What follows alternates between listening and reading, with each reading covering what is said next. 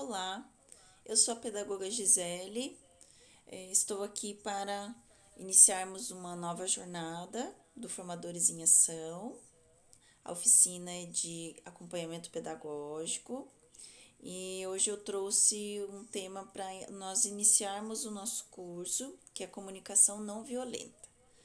Então vamos começar. Então, primeiro, queria agradecer a presença de todos, dizer que vocês são muito bem-vindos aqui. Espero que a gente possa aprender bastante juntos, que possamos trocar muitas ideias, experiências e que o curso seja muito proveitoso para todos nós. Então, para me apresentar um pouquinho, eu sou professora pedagoga do estado há 10 anos, sou formada pela Universidade Federal do Paraná, já atuei como educadora social no município de Curitiba, também fui professora alfabetizadora em Araucária e São José dos Pinhais.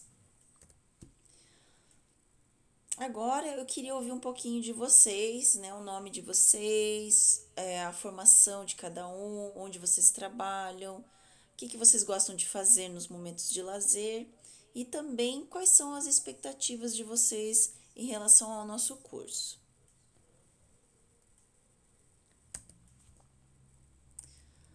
Então, para nós começarmos a conversar sobre o tema do nosso encontro de hoje, né, comunicação não violenta, o que é e como aplicar nas nossas aulas.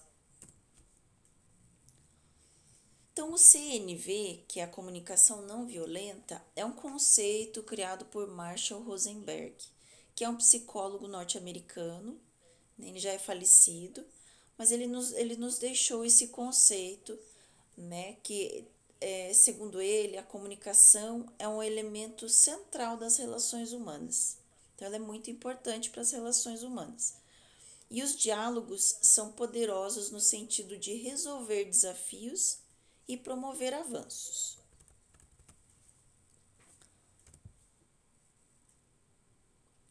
Para que a comunicação possa resolver conflitos e promover os avanços, é necessário que as pessoas escutem e também sejam escutadas.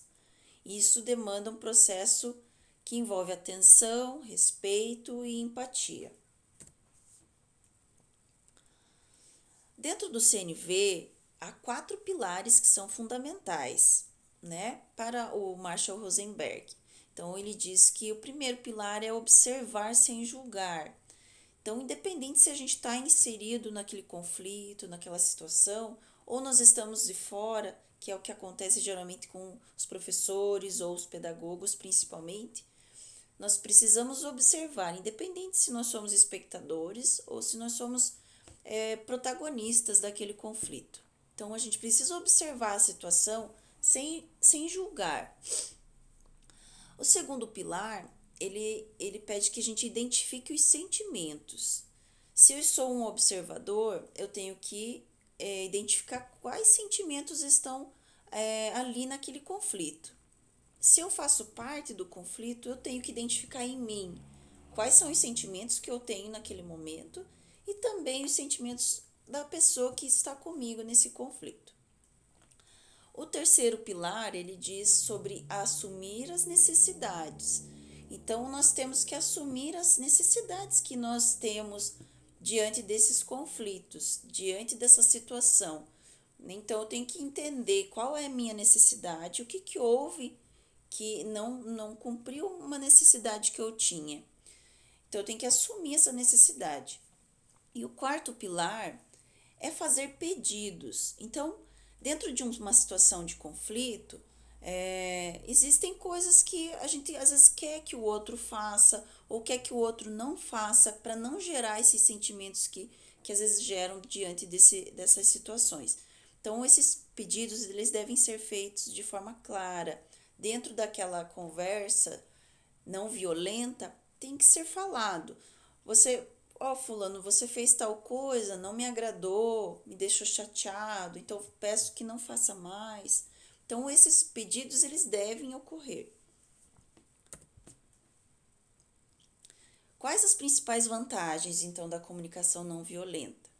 Ela evita técnicas punitivas, desenvolve a sensibilidade, quebra o papel do professor autoritário, que sempre tem razão, desenvolve a expressão dos sentimentos, ajuda a resolver problemas e conflitos, promove a educação afetiva, desenvolve autonomia na aprendizagem, cria um ambiente agradável na escola e alinha expectativas de alunos e estudantes. Então, agora nós temos um mão na massa para a gente aprofundar um pouquinho mais esse tema.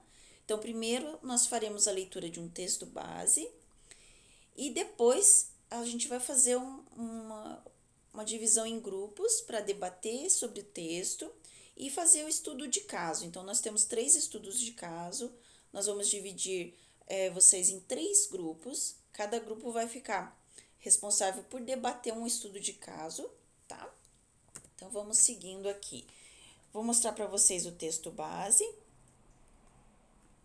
Esse texto base, vocês vão fazer a leitura, aprofundar um pouquinho mais o conceito do CNV. Tem algumas sugestões ali de leitura, aqui tem sugestões que vocês podem procurar depois. Vou pedir que vocês salvem esse material para depois vocês poderem consultar em outro momento, né? Aqui os 4 pilares que eu já falei. Aqui algumas atividades para a sala de aula que vocês podem utilizar, trabalhar com seus professores, quem é pedagogo, né? E aqui são os estudos de caso. Então, nós temos o estudo de caso 1, o 2 e o 3. Então, vocês vão fazer a leitura conforme cada grupo ficou dividido. E fazendo a leitura, vocês vão debater e colocar para mim aqui nessa parte aqui preencher. Para a gente tentar colocar assim, como que seria uma comunicação violenta em relação ao estudo de caso e depois uma comunicação não violenta, para a gente identificar quais são as diferenças de cada uma, ok? Então, retornando.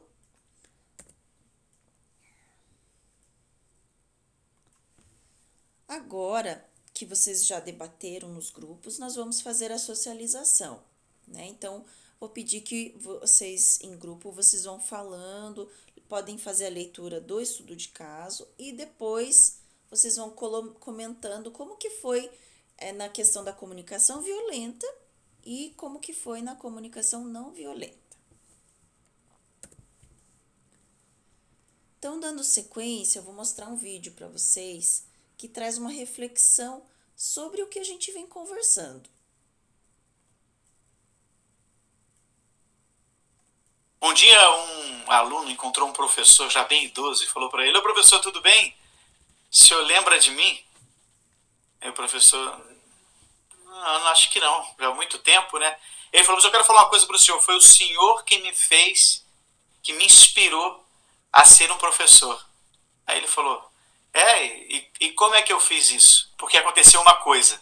Um dia um colega de turma chegou lá com um relógio lindíssimo, né? E aí ele deu bobeira com o relógio dele e eu peguei o relógio dele e escondi no meu bolso. Eu fiquei com vontade de ficar com aquele relógio. E aí ele foi lá e reclamou com o senhor: "Olha, alguém pegou meu relógio." E aí o senhor disse o seguinte: "É o seguinte, quem pegou o relógio dele, aconteceu um roubo aqui na sala. Quem pegou o relógio dele queira devolver agora." Ninguém se pronunciou. O senhor falou o seguinte: "Então eu vou fazer o seguinte, eu vou trancar a porta e vou revistar todas as mochilas e todos os bolsos de vocês."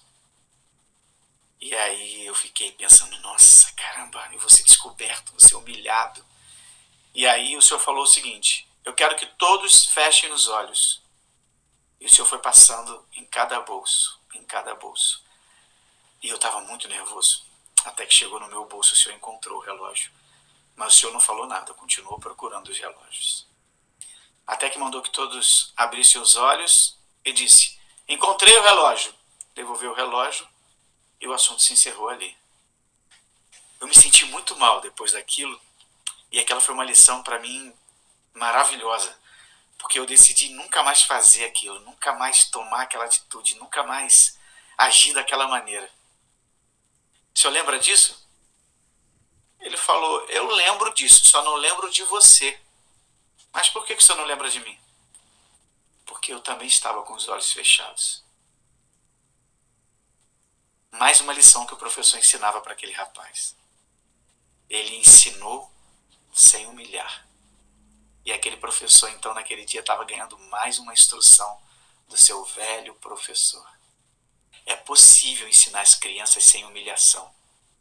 É possível ensinar as crianças lições verdadeiras sem humilhar, sem bater, sem chicotear, sem castigar. Existem várias maneiras de ensinar. Pensa nisso. Muito legal, né, gente? Então, é muito importante a gente ter essa reflexão, né?